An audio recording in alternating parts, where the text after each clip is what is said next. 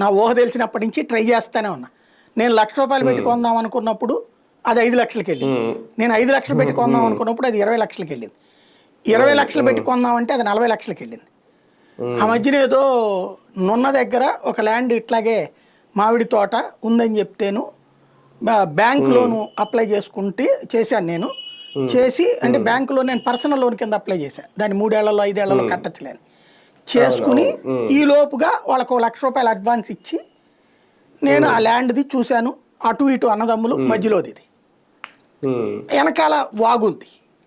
చూశాక తర్వాతన ఆ కాగితాలు జిరాక్స్ కాపీలు ఇచ్చాక నేను రిజిస్ట్రేషన్ ఆఫీస్ దగ్గర ఇస్తే వాళ్ళు ఏమన్నారంటే అక్కడ రైటర్ వాళ్ళు చూసి అది ఒకప్పుడు పట్టా ల్యాండ్ అండి, పట్టా ల్యాండ్ని వాళ్ళ అన్నదమ్ములు మరి ఎట్లాగా మార్చుకున్నారో వాళ్ళకి రిజిస్ట్రేషన్ అయిపోయింది, ఇప్పుడైతే రిజిస్టర్ అవుతుంది ప్రాబ్లం లేదు, కానీ దాని ఒరిజినల్ పాయింట్ పట్టా అండి అన్నాడు.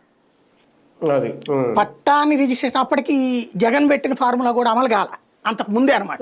జగన్ గవర్నమెంట్ ఉన్నప్పుడే, అంతకు ముందే, ఆ చట్టం రాకముందే.